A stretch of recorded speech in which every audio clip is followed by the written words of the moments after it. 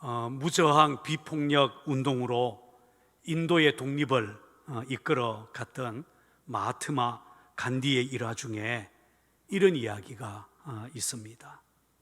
한 여인이 어린 아들을 데리고 간디를 찾아와서 이렇게 말을 했습니다. 선생님, 이 아이가 설탕을 너무 좋아해서 계속 설탕을 먹습니다. 건강에 안 좋다고 아무리 타일러도 소용이 없습니다. 아이가 선생님 말씀이라면 들을 것 같은데 한마디 해 주십시오. 간디는 아이를 보면서 잠시 생각하더니 여인에게 열흘 뒤에 다시 와달라라고 말했습니다. 이 여인은 열흘이 지난 후에 다시 간디를 찾아왔죠. 그때 간디는 아이에게 얘야, 설탕을 많이 먹으면 몸에 안 좋으니 그만 먹었으면 좋겠다 라고 말을 했습니다. 그러자 아이가 그렇게 하겠다라고 대답을 했습니다. 아이를 밖으로 내보내고 난 후에 이 여인은 아니 선생님, 이렇게 간단한데 왜 열흘 전에는 말씀해 주시지 않았습니까? 라고 물었어요. 그때 간디가 이렇게 대답을 했다고 합니다. 사실은 그때는 저도 설탕을 먹고 있었습니다. 우리가 잘 아는 아브라함 링컨은 이런 말을 했죠. 어린이들을 잘 인도하는 한 가지 길이 있다. 그것은 그대가 몸소 그 길로 가는 것이다. 참된 교육이란 말보다 삶으로 모범을 보이는 것이다 라는 뜻입니다. 사실 많은 미국 사람들이 가장 존경하는 인물로 링컨을 뽑는 이유는 다른 사람을 인도하고자 하는 그 길을 자신이 몸소 가면서 본받을 만한 삶을 살았기 때문입니다. 오늘 우리가 읽은 본문은 예수님께서 제자들에게 서기관들과 바리새인들을 본받지 말라고 경계하신 말씀입니다. 여러분, 바리새인들이 누구입니까? 바리새인이라는 이름의 뜻은 분리된 자라는 뜻을 가지고 있습니다. 바리새인들은 스스로 자신들을 세상과 분리된 자라고 생각하고 오직 하나님의 율법을 연구하고 그 율법을 따라서 살겠다고 결단한 사람들이었습니다. 어느 정도 철저하게 율법을 지켰는가 하면 박하와 회양과 근처의 11조를 드릴 정도였습니다. 본문 23절에 나오는 말씀이죠. 박하나 회양이나 근처와 같은 식물은 허브의 일종이에요. 이런 것들은 대량으로 재배되지 않기 때문에 수확해서 11조로 드리더라도 아마 한 줌 정도 될까 말까 할 정도입니다.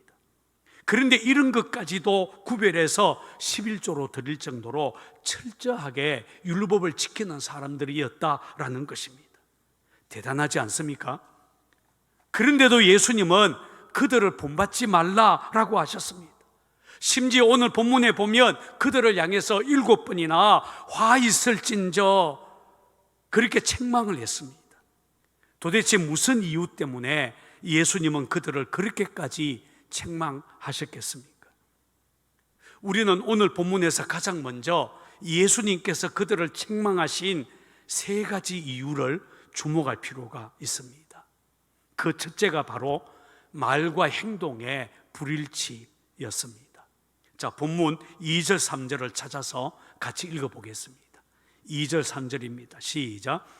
서기관들과 바리새인들이 모세의 자리에 앉았으니 그러므로 무엇이든지 그들이 말하는 바는 행하고 지키되 그들이 하는 행위는 본받지 말라. 그들은 말만 하고 행하지 아니하며. 여기에 나오는 모세의 자리란 모세의 권위를 말하는 것이죠. 당시 해당에서 바리새인들이 율법을 가르칠 때 앉았던 자리를 말하는 것입니다. 랍비라고 자처했던 그들은 입만 열면 나의 스승은 누구이고 그 스승의 스승은 누구이고 이렇게 하면서 계속 거슬러 올라가서 결국 모세를 언급하면서 자신들이야말로 모세의 정통 후계자라는 사실을 강조하곤 했다고 합니다. 그런데 문제는 그들이 이렇게 자신들을 모세와 연결시키면서 율법을 해석하고 율법을 가르쳤지만 정작 그들의 삶은 율법을 제대로 지키지 않았다라는 말이죠. 그들은 말과 행동이 달랐습니다.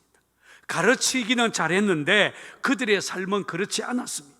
그래서 주님은 그들이 말하는 바는 행하고 지키지만 그들이 하는 행위는 본받지 말라, 이렇게 말씀을 하셨습니다. 우리는 이렇게 말과 행동이 일치하지 않는 사람을 가리켜서 위선자라고 말합니다. 또한 그들은 무거운 짐을 묶어서 사람의 어깨에 지우되 자기들은 이것을 한 손가락으로도 움직이려 하지 않았다라고 말합니다. 613개 조항이나 되는 율법의 규정들, 마치 무거운 진처럼 지키기 어려운 이 많은 규정들을 백성들에게는 반드시 지켜야 된다, 이렇게 강요하면서도 정작 자기 자신들은 이 규칙을 고의적으로 회피하거나 잘 지키지 않았다라는 것입니다. 이렇게 본다면 바리새인들은 결코 좋은 선생님이 아니었던 것 같습니다. 그런데 여러분, 말과 행동이 일치하지 않는 사람들은 당시 바리새인들만은 아니죠. 우리 주변에도 얼마나 많습니까? 말과 행동의 일치는 그 사람의 진실성을 말하는 것입니다. 말은 잘하는데 행동이 말처럼 따르지 않으면 우리는 분명히 그 사람 믿을 수 없다라고 말할 것입니다. 과거에 우스갯소리로 예수 믿는 사람은 물에 빠지면 입만 동동 뜬다, 그렇게 말을 했어요. 우리 가슴을 뜨끔하게 하는 유머이죠. 어떤 글에 보니까 지금은 은퇴하신 어느 목사님이 후배 목사에게 이제는 남의 책 인용 그만하고 목사님 자신의 이야기를 하세요, 이렇게 권했다고 합니다. 성경 지식이나 어디선가 읽고 본 것을 인용하는 것만으로는 참된 설교가 될 수 없으니 자기 삶에서 우러나오는, 자기 인생이 배어나오는, 묻어나는 그런 설교를 하라라고 한 것입니다. 그러나 사실 자신이 실제로 살아낸 말씀을 전하는 것은 참으로 어려운 일이 아닐 수 없습니다. 저는 이 말씀을 준비하면서 스스로 이런 질문을 해봤습니다. 너는 설교하는 대로 살고 있냐? 물론 목사도 똑같은 사람이기 때문에 말에 실수도 하고 잘못된 행동을 할 수 있습니다. 그렇다고 해서 설교하는 것과 살아가는 것이 차이가 생긴다면 그 설교는 진실성이 결여되어서 영적 권위를 가지기가 어려울 것입니다. 부흥회를 많이 인도하는 어느 목사님의 사모님이 하루는 모든 성도들이 보는 앞에서 집에 가면 마귀가 되고 설교 강단에 서면 천사가 되니 나는 천사와 같이 살고 싶다라고 하면서 이 설교 강단에 이불을 폈다라는 이야기도 있습니다. 아마 누군가 지어낸 이야기겠지만 설교는 천사처럼 하면서 살아가는 삶은, 가정에서는 마귀처럼 행동한다면 그 사람이 어떻게 참된 목사가 될 수 있겠습니까? 설교하는 대로 살아야 된다. 목사인 제가 가슴에 먼저 새겨야 될 말이 아니겠습니까? 그렇게 해야만 저도 살고 제 설교를 듣는 상곡교회 성도들도 영이 살고 그리고 풍성한 은혜가 넘칠 것입니다. 우리는 주님께서 말과 행동이 일치하지 않는 서기관들과 바리새인들을 책망하셨다라는 것을 결코 잊지 말아야 할 것입니다. 두 번째, 예수님께서 서기관들과 바리새인들을 책망하신 이유는 그들이 외식하는 자들이었기 때문입니다. 자, 본문 5절을 찾아서 같이 읽어보겠습니다. 5절입니다. 같이 읽습니다. 시작. 그들의 모든 행위를 사람에게 보이고자 하나니 곧 그 경문의 띠를 넓게 하며 옷수를 길게 하고, 여기 보면 경문이라고 하는 것은 히브리어로 테필린이라고 하는데, 양피지 조각에다가 율법을 기록한 것을 넣은 작은 가죽함을 일컬는 것입니다. 이것을 유대인들은 이마에 달고 손목에 메고 다녔다고 합니다. 원래 유대인들이 빵떡 모자를 쓰는데 그 모자 그 이마 부분에 이 작은 함을 넣어서 모자를 쓰고 다녔죠. 또 옷술이라고 하는 것은 옷단에다가 술을 붙이는 것을 말합니다. 주로 청색 술을 붙였는데 자신은 거룩하다라고 하는 것을 표시하는 수단이었다고 합니다. 사실 경문을 차고 옷단에 술을 다는 것 자체가 잘못된 것은 아닙니다. 신명기 6장 8절에 보면 그렇게 하라고 하나님이 명령하셨기 때문에 유대인들은 다 그렇게 했습니다. 문제는 바리새인들이 경문의 띠를 넓게 하고 옷수를 길게 늘어뜨리는 것을 통해서 자기를 과시하는 자랑거리로 변질시켰다는 것입니다. 사람들에게 잘 보이기 위해 경문과 옷수를 하나의 장식품으로 만들어 버린 것입니다. 이게 외식입니다. 하나님이 아니라 사람들에게 보이려고 했다는 것입니다. 외식이라는 말은 헬라어로 히포크리타이라고 말합니다. 이 말은 가면을 쓰다, 무엇 인체하다라는 뜻을 가지고 있습니다. 때로는 배우라는 뜻으로 사용되기도 합니다. 우리가 아는 것처럼 배우라는 직업은 자기가 아닌 다른 사람의 삶을 흉내 내지 않습니까? 외식이 그런 것이라는 말입니다. 본래의 자기 모습이 아니라 그럴듯한 것으로 겉만 포장하는 것입니다. 자, 제가 한 사람에 대해서 설명을 해볼 테니까 여러분들은 이 사람이 누구인지 한번 알아맞혀 보시기 바랍니다. 이 사람은 기독교 용어들을 자유롭게 사용했습니다. 또 이 사람은 전능자의 축복과 기독교인들의 신앙 고백이 자신이 새롭게 세우는 정부의 정신적인 기둥이 될 것이다 라고 말했습니다. 또한 역사적인 책임감으로 가득 찬 매우 신중한 사람으로 여겨졌습니다. 그는 각종 신문, 특히 기독교계의 신문에 종교적인 글을 싣기도 했습니다. 그는 너덜너덜해진 자신의 성경을 보이면서 이곳으로부터 자신의 모든 힘이 나온다 이렇게 말을 했습니다. 사람들은 그를 하나님이 보내신 분이다 라고 믿었습니다. 이 사람이 누군지 알겠습니까? 놀랍게도 이 사람은 제2차 세계대전을 일으키고 600만 명의 유대인들을 학살한 희대의 독재자요 살인마인 아돌프 히틀러입니다. 히틀러는 겉으로 보기에는 매우 종교적인 사람이었습니다. 그러나 그의 내면에는 경건이 전혀 없었던 외식과 거짓으로 가득 찬 사람이었습니다. 중요한 것은 이런 외식을 하나님이 싫어하신다는 것입니다. 하나님이 싫어하는 무서운 죄가 이 외식입니다.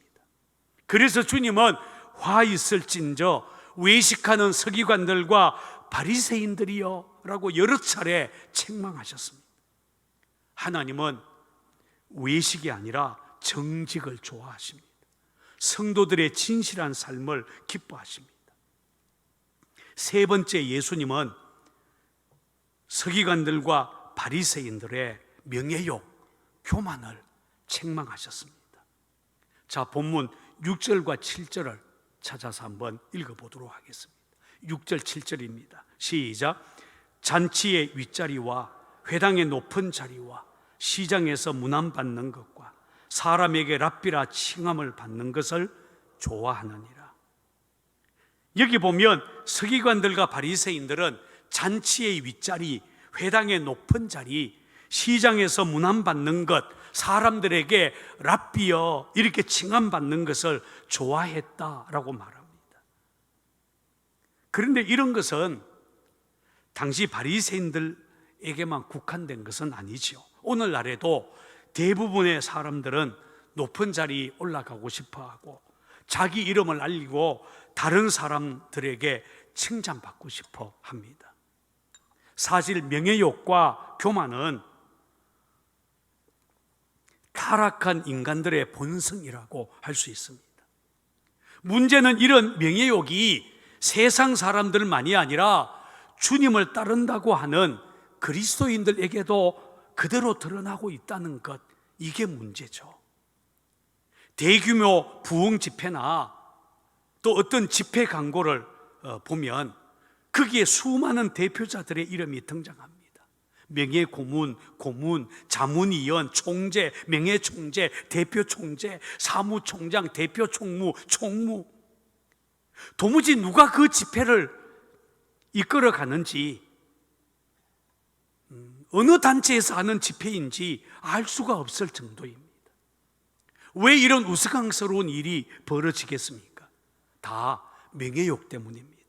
너도 나도 자기 이름을 드러내고 싶어하고 너도 나도 지도자라고 칭함받기를 좋아하는 것에서부터 비롯된 것이 아니겠습니까? 그러나 여러분, 이런 모습은 우리 주님이 결코 원하는 것이 아닙니다.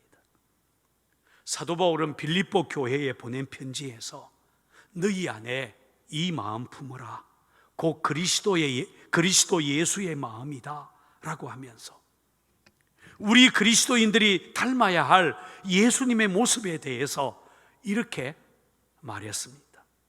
그는 근본 하나님의 본체시나 하나님과 동등됨을 취할 것으로 여기지 아니하시고 오히려 자기를 비어 종의 형체를 가지사 사람들과 같이 되셨고 자기를 낮추시고 죽기까지 복종하셨으니 그 십자가에 죽으심이라.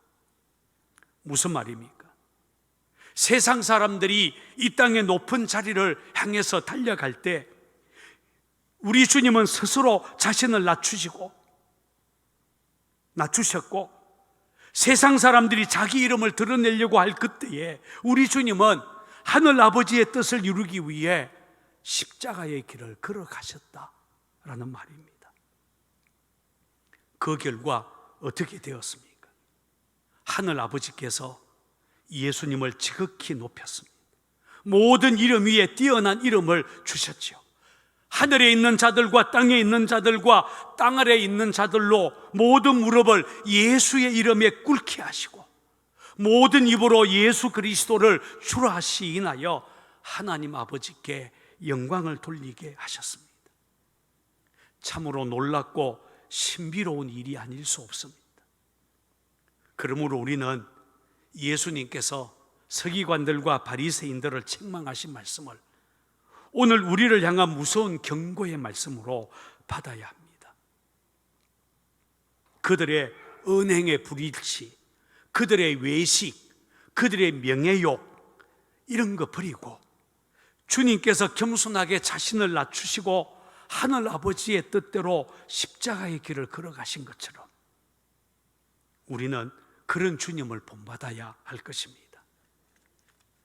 그렇다면 여러분, 우리가 진짜 예수님의 제자라면 어떻게 행동해야 하겠습니까? 우리 주님은 어떻게 하라고 하셨을까요? 자, 본문 8절을 한번 찾아서 읽어보겠습니다. 8절입니다. 시작. 그러나 너희는 랍비라 칭함을 받지 마라. 너희 선생은 하나요 너희는 다 형제니라. 여기에 보면 주님은 너희는 랍비라 칭함을 받지 말라라고 하셨습니다. 히브리어로 랍비라는 말은 나의 주, 나의 선생님이라는 의미를 가지고 있습니다. 제가 10절도 읽어드리겠습니다. 또한 지도자라 칭함을 받지 마라. 너희의 지도자는 한 분이시니 곧 그리스도시니라. 여기서도 지도자라 칭함을 받지 말라라고 하셨습니다. 이 두 구절에서는 칭함을 받지 마라, 메 크레데테라는 말씀이 반복되고 있습니다. 이 단어는 부정과거형으로 어느 때라도 칭함을 받아서는 안 된다라고 하는 강한 의미가 내포되어 있습니다. 랍비라든지 지도자라든지 이런 말을 결코 들으려고 하지 마라, 이런 뜻입니다. 왜 그렇습니까? 우리의 선생님은 오직 한 분이십니다. 우리의 아버지도 오직 한 분, 하늘에 계신 하나님 아버지이십니다. 우리의 지도자는 한 분, 예수 그리스도 그분뿐입니다. 맞습니까? 그렇습니다. 누가 뭐라고 해도 우리는 예수님을 본받아야 됩니다. 예수님이 우리의 선생님이시고 우리는 그분만을 따라야 합니다. 우리는 예수님에게서 무엇을 본받아야 하겠습니까?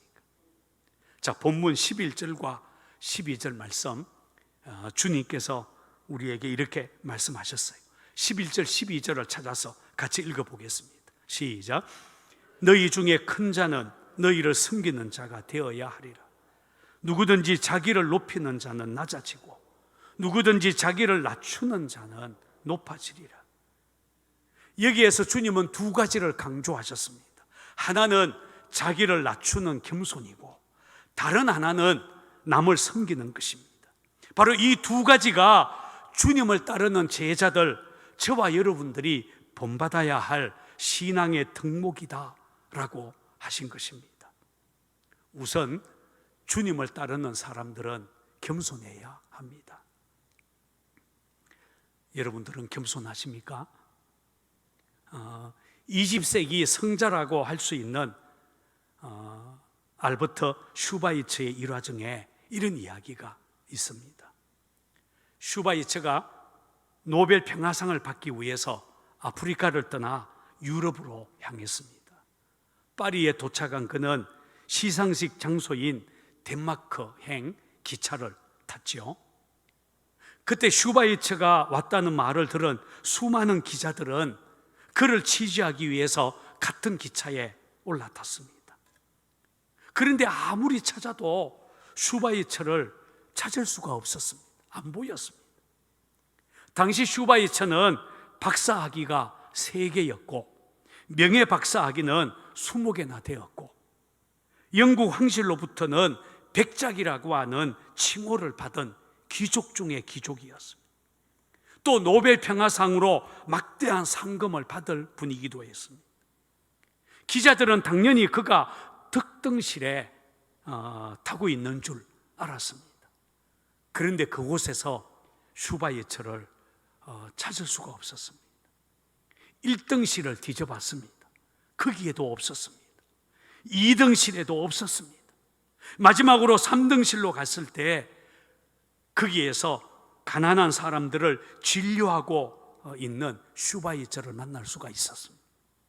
기자들이 물었습니다. 아니, 왜 이런 누추한 곳에 계십니까? 그때 슈바이처가 이런 유명한 말을 했다고 합니다. 저는 지금까지 제가 즐길 곳을 찾아서 살아오지 않았습니다. 저를 필요로 한 곳을 찾아다니며 살아왔습니다. 지금도 그렇게 하고 있을 뿐입니다. 대부분의 사람들은 올라가는 인생에 대해서 관심이 많습니다. 더 높은 학교에 들어가는 것, 직장에서도 다른 사람보다 더 높은 자리에 오르는 진급, 이런 것에 관심이 많습니다. 내려가는 것은 실패라고 생각합니다. 더 낮은 자리로 가라 그러면 차라리 사퇴하겠다라고 말하는 사람이 많습니다. 그러나 주님은 자기를 낮추는 자는 높아지리라 라고 하셨습니다. 생각해 보십시오. 슈바이처가 3등실에 탔다고 슈바이처의 인생이 가치 없는 인생이었습니까? 그렇지 않습니다. 오히려 그가 스스로 높아지려고 했다면 사람들이 마음속으로부터 그를 존경했겠습니까? 그가 겸손하게 자기를 낮추자 하나님이 그를 높여주셨습니다. 오늘날 마찬가지가 아니겠습니까? 스스로 자기를 높이는 사람을 사람들은 존경하지 않습니다. 스스로 자신을 낮추는 사람을 사람들은 마음으로부터 존경하지 않겠습니까? 주님을 닮아가는 또 하나의 신앙의 덕목은 섬김입니다. 주님은 너희는 섬기는 자가 되어야 하리라, 에스타이 시몬 디아코노스라고 하셨습니다. 주님의 제자란 섬기는 자라는 말입니다. 여러분, 섬기는 삶이 어떤 것이겠습니까? 헬라어로 섬긴다, 섬기는 자라는 말은 디아코노스라고 말을 합니다. 자기 자신이 아니라 다른 사람의 유익을 위해 자발적으로 헌신하는 사람을 가리키는 말입니다. 사실 사람은 누구나 자기 중심적이죠. 누구나 자기를 소중히 여기고 자기 자신을 우선적으로 생각합니다. 세상 모든 사람들은 그렇게 삽니다. 또 그렇게 산다고 누가 손가락질하지 않습니다. 그러나 주님의 제자라면 그렇지 않다는 것입니다. 주님을 따르는 사람들은 자기보다 다른 사람을 먼저 배려하고 남을 섬겨야 한다라고 주님은 가르쳐 주셨습니다. 빙점이라는 소설로 유명한 여루 작가 미우라 아야코에 대해서 아마 여러분들은 다 아실 것입니다. 이분은 남편의 작은 월급으로는 살기가 턱없이 부족해서 자기 자신도 작은 가게를 운영을 하기로 했습니다. 그래서 가게를 마련했는데 가게가 너무 잘 되는 것입니다. 점점 바빠져서 쉴 틈이 없을 정도였습니다.